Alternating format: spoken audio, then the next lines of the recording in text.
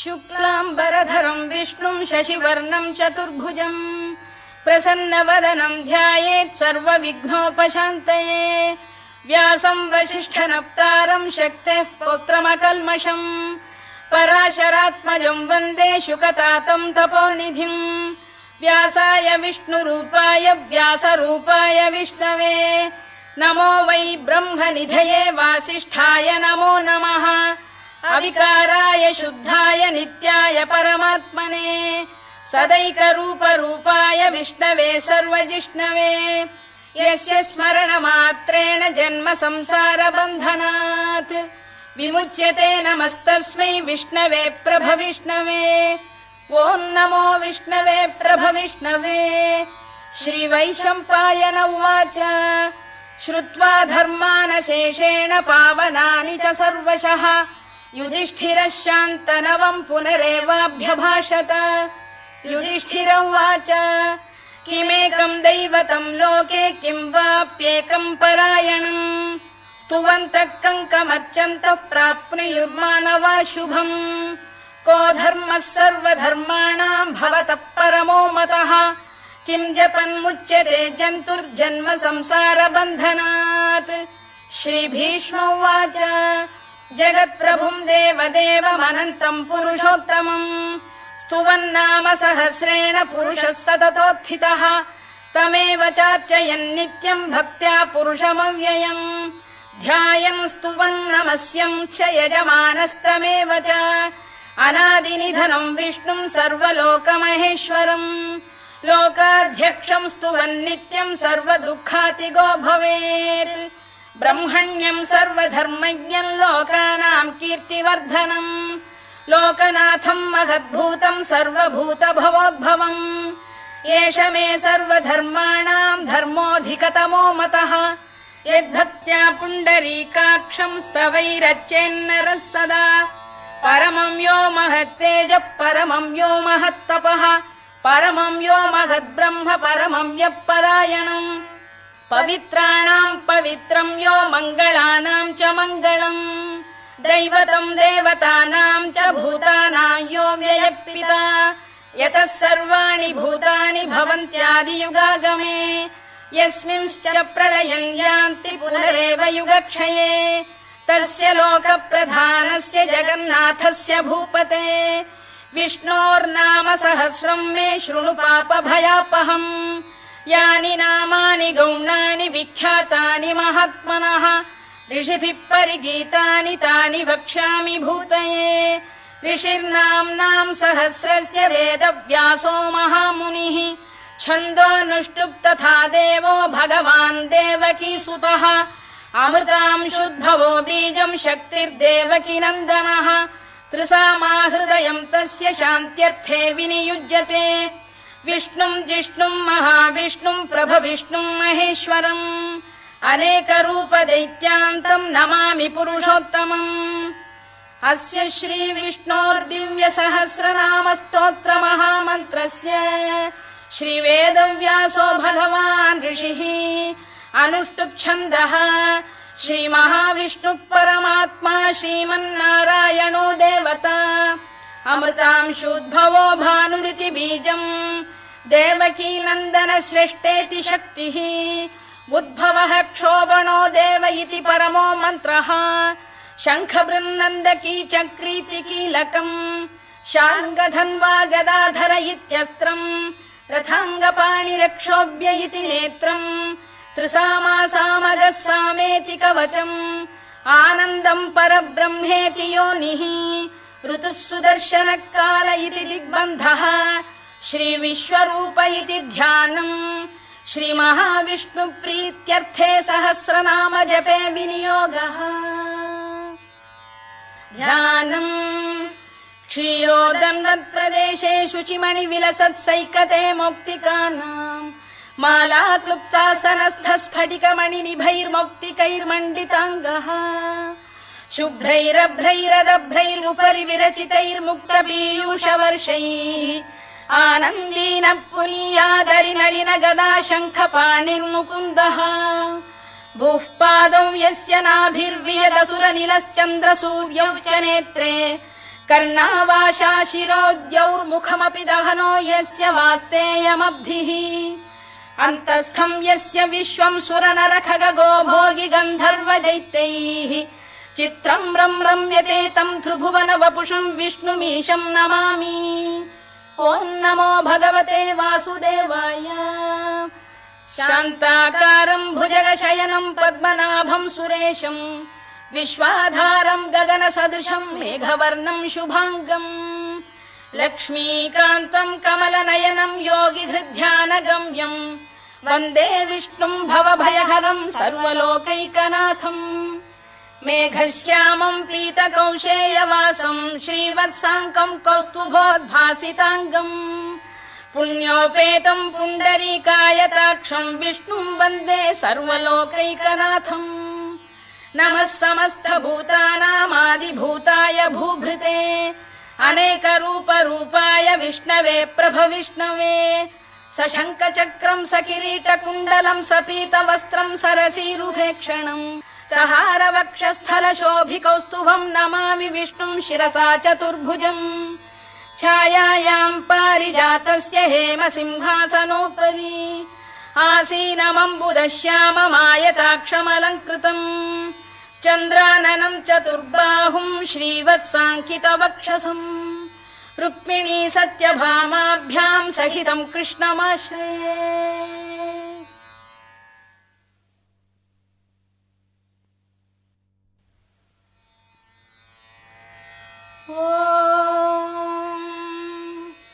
विश्वं विष्णुर्वषत्कारो भूतभव्य भवत्प्रभुः भूतगृद्भूतभृद्भावो भूतात्मा भूतभावनः भूतात्मा परमात्मा च मुक्तानां परमागतिः अव्ययः पुरुषः साक्षी क्षेत्रज्ञोऽक्षर एव च योगो योगविदां नेता प्रधानपुरुषेश्वरः नारसिंहवपुः श्रीमान् केशवः पुरुषोत्तमः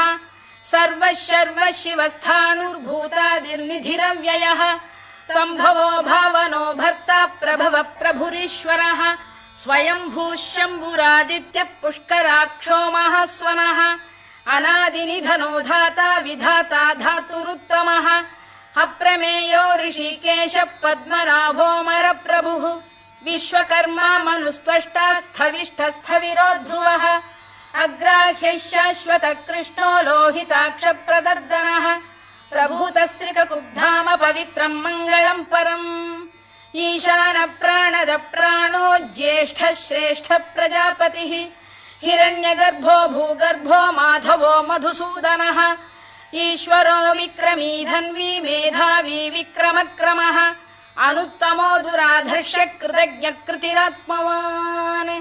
सुरेशः शरणं शर्म विश्वरेता प्रजाभवः अघः संवत्सरो व्याल प्रत्ययः सर्वदर्शनः अजः सर्वेश्वरः सिद्धः सिद्धिः सर्वादिरच्युतः वृषाकपिरमेयात्मा सर्वयोगविनिसृतः वसुर्वसुमनः सत्यः समात्मा संमितः समः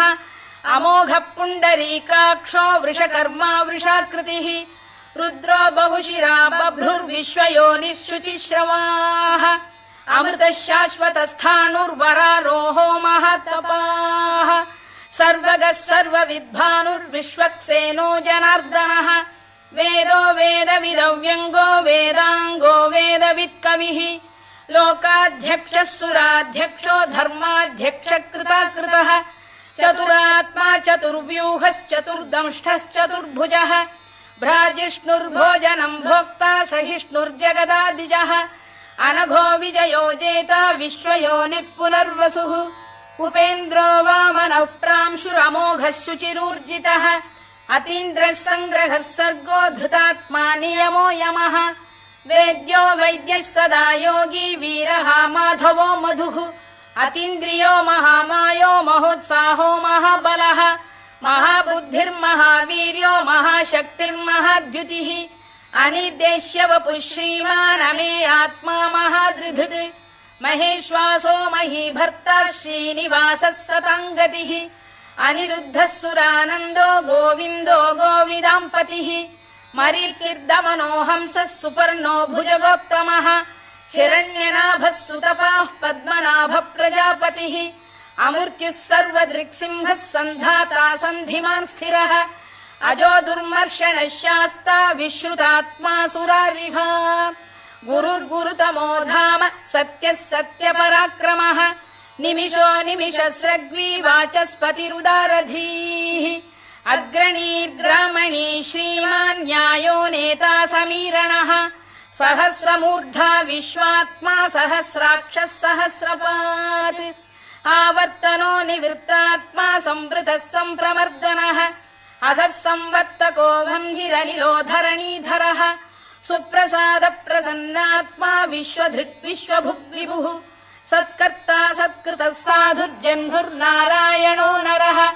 असङ्ख्येयो प्रमेयात्मा विशिष्टः शिष्टकृच्छुचिः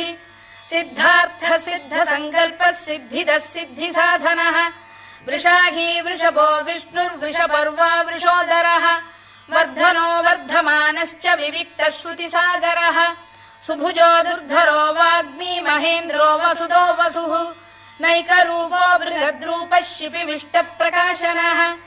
ओजस्तेजोऽब्जुदिधर प्रकाशात्मा प्रतापनः वृद्धस्पष्टाक्षरो मन्त्रश्चन्द्रांशुर्भास्करद्युतिः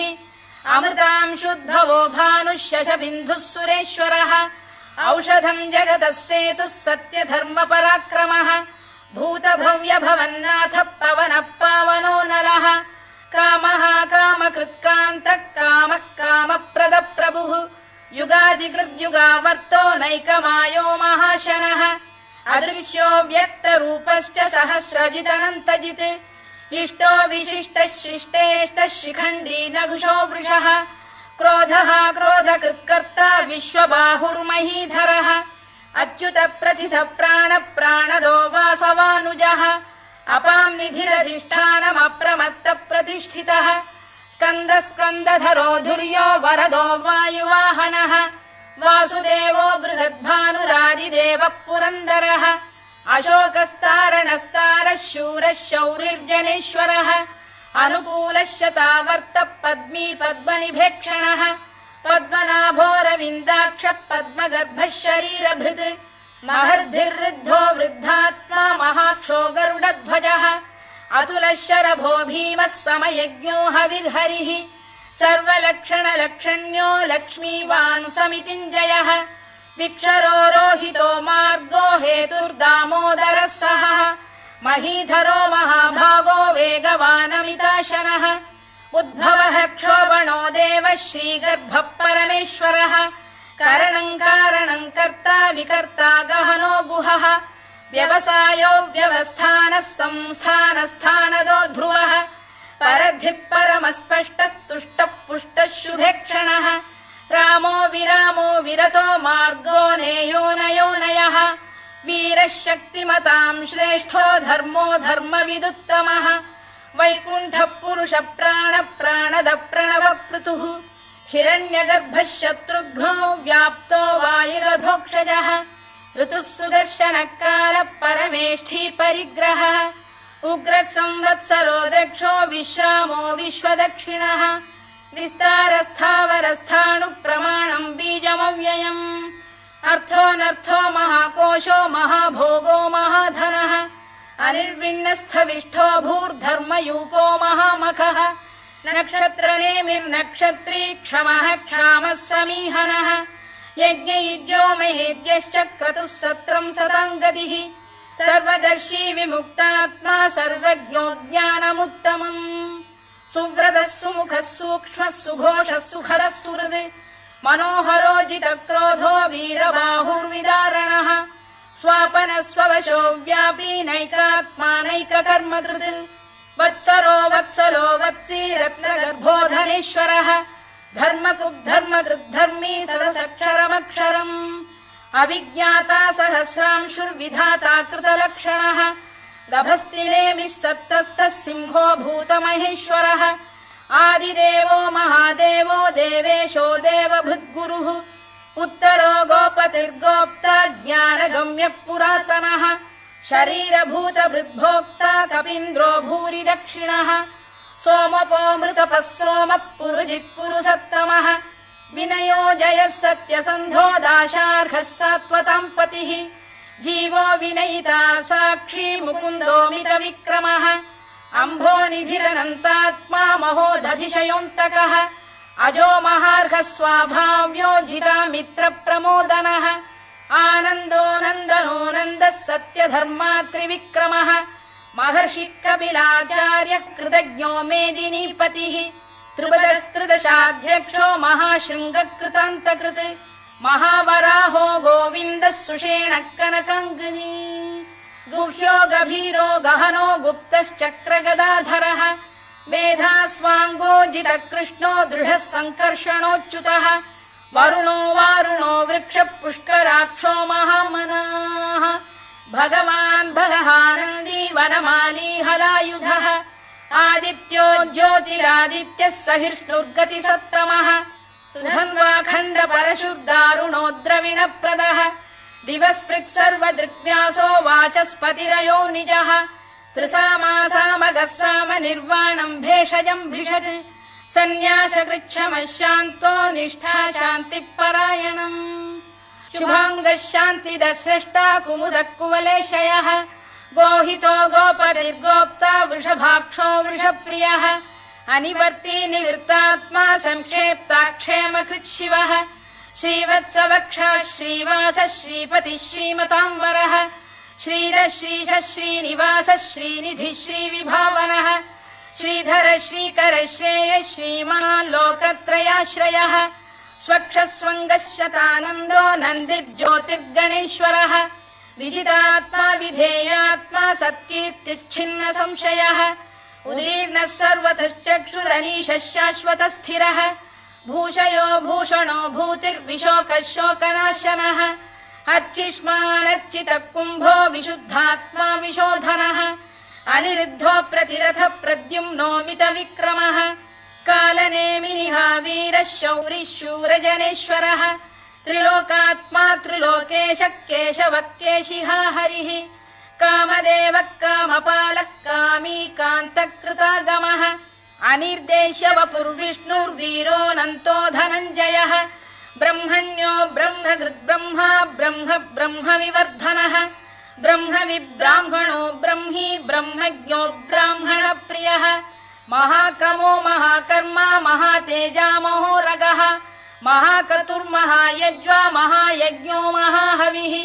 स्तव्यस्तव प्रियस्तोत्रम् स्तुतिस्तोतारणप्रियः पूर्णः पूरयिता पुण्यः पुण्यकीर्तिरनामयः मनोजवस्तीर्थकरो वसुरेता वसुप्रदः वसुप्रदो वासुदेवो वसुर्वसुमनाहविः सद्गतिः सत्कृतिः सत्ता सद्भूतिः सत्परायणः शूरसेनो यदुश्रेष्ठः सन्निवासः सुयामुनः भूतावासो वासुदेवः सर्वासु निलयो नलः दर्पः दर्पदो दृप्तो दुर्धरोऽथा पराजितः विश्वमूर्तिर्महामूर्तिर्दीप्तमूर्तिरमूर्तिमान् अनेकमूर्तिरव्यक्तः शतमूर्तिः शताननः एकोनैकः स वक्र किम् यत्तत्पदमनुत्तमम् लोकबन्धुर्लोकनाथो माधवो भक्तवत्सलः सुवर्णवर्णो हेमाङ्गो वराङ्गश्चन्दनाङ्गदी वीरः विषमः शून्यो घृता क्षीरचरश्चलः अमानी मानदो मान्यो लोकस्वामी त्रिलोकभृत् सुमेधा मेधजो धन्यः सत्यमेधाधराधरः तेजो वृषोद्युतिधरः सर्वशस्त्रभृताम्बरः प्रग्रहो निग्रहो व्यग्रो नैकशृङ्गो गदाग्रजः चतुर्मूर्तिश्चतुर्बाहुश्चतुर्व्यूहश्चतुर्गतिः चतुरात्मा चतुर्भावश्चतुर्वेदविदेकपात् समावर्तो निवृत्तात्मा दुर्जयो दुरधिक्रमः दुर्लभो दुर्गमो दुर्गो दुरावासो दुरारिः शुभाङ्गो लोकसारङ्गः सुतन्तुस्तन्तुवर्धनः इन्द्रकर्मा महाकर्मा कृतकर्मा कृतागमः उद्भवः सुन्दरः सुन्दो रत्ननाभः सुलोचनः अर्को वाजसनः शृङ्गी जयन्तः सर्वविजयी सुवर्णबिन्दुरक्षोभ्यः सर्ववागीश्वरेश्वरः महाह्रदो महागर्तो महाभूतो महानिधिः कुमुद कुन्दर कुन्द पर्जन्यः पावनो निलः अमृताशोऽमृतवपुः सर्वज्ञः सर्वतोमुखः सुलभः सुव्रतः सिद्धः शत्रुजिच्छत्रुतापनः न्यग्रोधोदुम्बरोश्वत्थश्चाणूरान्ध्रैषूदनः सहस्रार्चिः सप्तजिह्वः सप्तैधा सप्तवाहनः अमूर्तिरनघोचिन्त्यो भयगृद्भयनाशनः अणुबृहत्कृशस्थूलो गुणभिर्निर्गुणो महान् अधृतस्वधृतस्वास्य प्राग्वंशो वंशवर्धनः भारभृत्कथितो योगी योगीशः सर्वकामदः आश्रमश्रमणः क्षामः सुपर्णो वायुवाहनः धनुर्धरो धनुर्वेदो दण्डो दमयिता दमः अपराजितः सर्वसहो नियन्ता नियमो यमः सत्त्ववान् सात्विकः सत्यः सत्यधर्मपरायणः अभिप्रायप्रियार्होः प्रियकृत्प्रीतिवर्धनः विहाय सगतिर्ज्योतिः सुरुचिर्कुतभुग्विभुः रविर्विरोचनः सूर्यः सविता रविलोचनः अनन्तो हुतभुग्भोक्ता सुखदो नैकजोऽग्रजः अनिर्विण्णः सदामर्षी लोकाधिष्ठानमद्भुतः सनात्सनातनतमः कपिलः कपिरव्ययः स्वस्तिदः स्वस्तिकृत् स्वस्ति स्वस्ति भुक् स्वस्ति दक्षिणः अरौद्रः कुण्डली चक्री विक्रम्यूर्जितशासनः शब्दातिकः शब्दसः शिशिरः शर्वरीकरः अक्रूरपेशलो दक्षो दक्षिणः क्षमिणाम् वरः विद्वत्तमो वीतभयः पुण्यश्रवणकीर्तनः उत्तारणो दुष्कृतिः पुण्यो दुःस्वप्ननाशनः वीरः रक्षणः सन्तो जीवनः पर्यवस्थितः अनन्तरूपोऽनन्तः श्रीर्जितमन्युर्भयापहः चतुरश्रो गभीरात्मा विदिशो व्यादिशो दिशः अनाधिर्भूर्भुवो लक्ष्मी सुवीरो रुचिराङ्गदः जननो जनजन्मादिर्भीमो भीमपराक्रमः आधारनिलयो धाता पुष्पहास प्रजागरः ऊर्ध्वगः सत्पथाचार प्राणद प्रणवप्रणः प्रमाणम् प्राणनिलय प्राणभृत्प्राणजीवनः तत्त्वम् तत्त्वविदेकात्मा जन्म मृत्युजरातिगः भूर्भुवः स्वस्तरुस्तारः सविता प्रपितामहः यज्ञो यज्ञपतिर्यज्वा यज्ञाङ्गो यज्ञवाहनः यज्ञभृद्यज्ञकृद्यज्ञी यज्ञभुग्यज्ञसाधनः यज्ञान्तकृद्यज्ञगुह्यमन्नमन्नाद एव च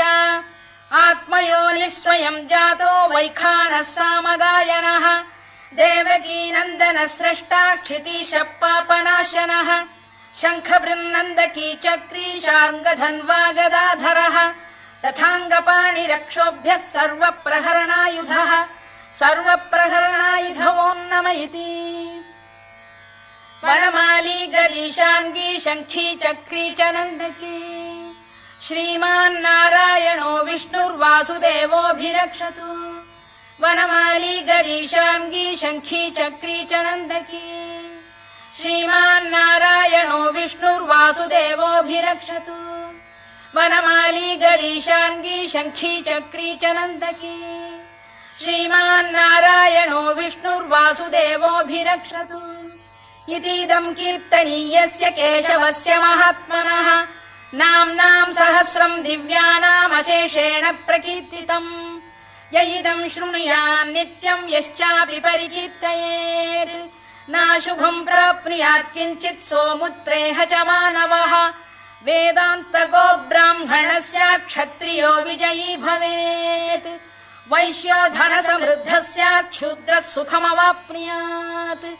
धर्मार्थी प्राप्नुयात् धर्ममर्थार्थी चार्थमाप्नुयात्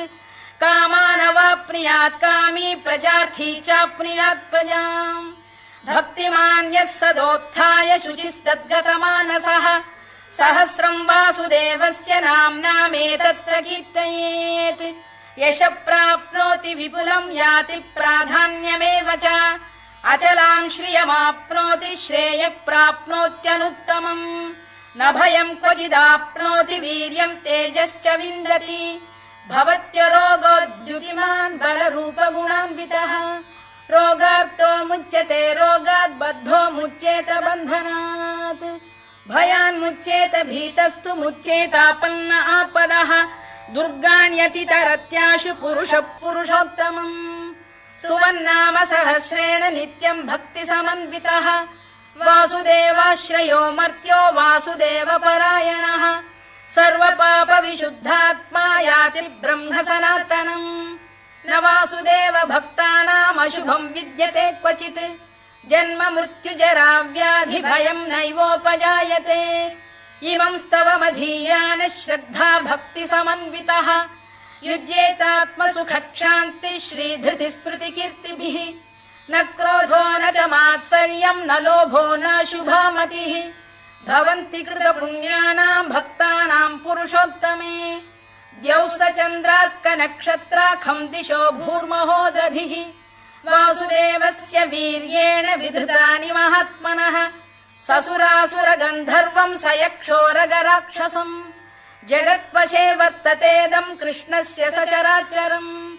इन्द्रियाणि मनो बुद्धिः सत्त्वम् तेजो बलम् धृतिः वासुदेवात्मकान्याहुः क्षेत्रम् क्षेत्रज्ञ एव च सर्वागमानामाचार प्रथमम् परिकल्पते आचार प्रभवो धर्मो धर्मस्य प्रभुरच्युतः ऋषयः पितरो देवा महाभूतानि धातवः जङ्गमा जङ्गमम् चेदम् जगन्नारायणोद्भवम् योगो ज्ञानम् तथा साङ्ख्यम् विद्या शिल्पादिकर्म च वेदाः शास्त्राणि विज्ञानमेतत् सर्वम् जनार्दनात् एको विष्णुर्महद्भूतम् पृथग्भूतान्यनेकशः त्रीन् लोकान् व्याप्य भूतात्मा भुङ्क्ते विश्वभुवव्ययः इमम् स्तवम् भगवतो विष्णोर्व्यासेन कीर्तितम्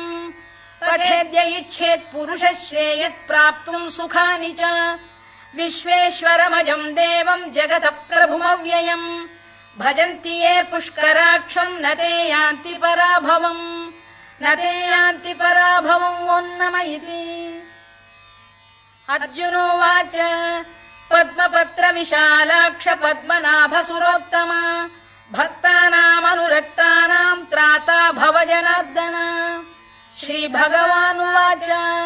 यो माम् नाम सहस्रेण स्तोतुमिच्छति पाण्डव सोऽहमेकेन श्लोकेन स्तुत एव न संशयः स्तुत एव न संशयोन्नम इति व्यास उवाच वासनाद् वासुदेवस्य वासितम् भुवनत्रयम् सर्वभूतनिवासोऽसि वासुदेव नमोऽस्तु ते वासुदेव नमोऽस्तु ते ओन्नम इति पार्वत्युवाच केनोपायेन लघुना विष्णोर्नाम सहस्रकम् पठ्यते पण्डितैर्नित्यम् श्रोतुमिच्छाम्यहम् प्रभो ईश्वर उवाच श्रीराम राम रामेति रमे रामे मनोरमे सहस्रनाम तत्तुल्यम् राम नाम वरानने श्रीराम राम रामेति रमे रामे मनोरमे सहस्रनाम तत्तुल्यम् राम नाम वरानने श्रीराम राम रामेति रमे रामे मनोरमे सहस्रनाम तत्तुल्यम् राम नाम वरानने राम नाम वरानन ओन्नम इति ब्रह्मोवाच नमोऽस्त्वनन्ताय सहस्रमूर्तये सहस्रपादाक्षि शिरोरुबाहवे सहस्रनाम्ने पुरुषाय शाश्वते सहस्रकोटियुगधारिणे नमः सहस्रकोटियुगधारिणे नम ओन्नम इति सञ्जय उवाच यत्र योगेश्वर कृष्णो यत्र पार्थो धनुर्धरः तत्र श्रीर्विजयो भूतिर्ध्रुवा नीतिर्मतिर्मम श्रीभगवानुवाच अनन्याश्चिन्तयन्तो मां ये जनाः पर्युपासते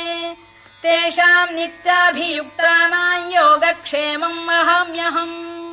परित्राणाय साधूनां विनाशाय च दुष्कृताम् धर्म संस्थापनार्थाय सम्भवामि युगे युगे आर्ता विषण्णाः शिथिलाश्च भीता घोरेषु च व्याधिषु वर्तमानाः संकीर्त्य नारायण शब्दमात्रम् विमुक्त दुःखाः सुखिनो भवन्तु कायेन वाचा मनसेन्द्रियैर्वा बुद्ध्यात्मना वा प्रकृते स्वभावात् करोमि यद्यत् सकलम् परस्मै नारायणायेति समर्पयामि।